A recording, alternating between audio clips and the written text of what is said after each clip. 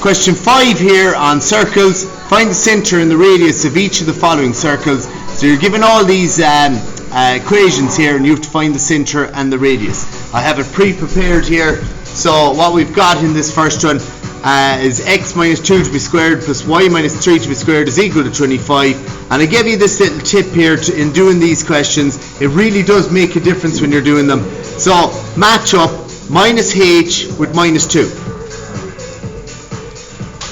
So that means now multiply h by minus 1 and this by minus 1, you get h is equal to 2. Similarly with k, you've got minus k here is equal to minus 3, and therefore k is equal to 3 now. And so your centre there is hk, which is 2, 3. And that's of course your h and your k there. Right? So that's your centre. Your radius over here to the right, r squared is going to be equal to 25. Take the square root of this side, you get your r. Take the square root of this side, you get plus or minus 5, but you can't have a negative length, so r is just equal to 5. And there's your centre, and there's your radius. That's the first one. Part 2. X plus 2 squared plus y minus 5 to be squared is equal to 36. And now you start to see the whole reason why I do this kind of let minus h equal to plus 2. So minus h is equal to plus 2. And now when I multiply by minus 1, we get h is equal to minus 2. So multiply by minus 1, multiply by minus 1, we get h is equal to minus 2. Over here it's just minus k is equal to minus 5. K will be equal to 5. The centre, of course, always takes the form hk, which in this case our centre will be minus 2, 5. Lovely.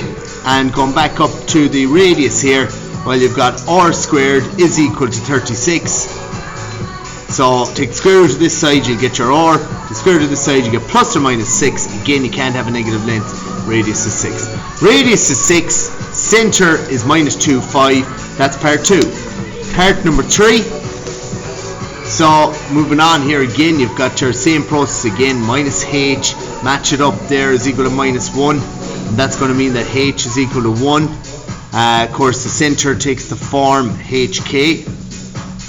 Right, so we still need to work out k. You've got minus k is equal to plus 3. So that means multiply by minus 1, multiply by minus 1, you get minus 3.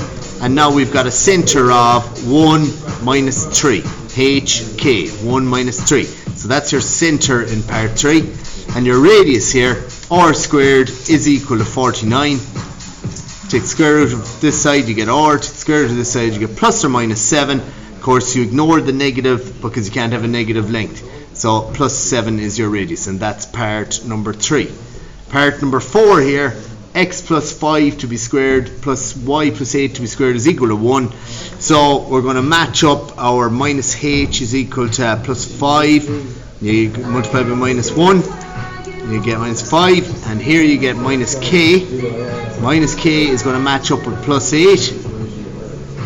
Just to kind of match the minus k with the plus 8, and then multiply by minus 1, you get k. Multiply by minus 1, you get minus 8. And the centre, of course, is hk, which is going to be minus 5 minus 8 in that question.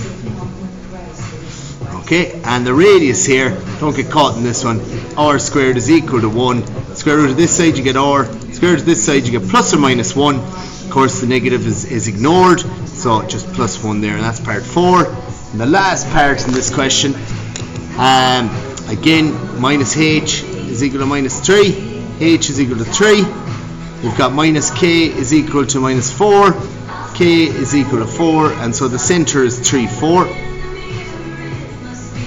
And the radius, r squared, is equal to 64. So square root of this side you get r, square root of this side you get plus or minus 8. Ignore the minus, can't have a negative radius length, so it's just plus 8. And that is your job done for question 5.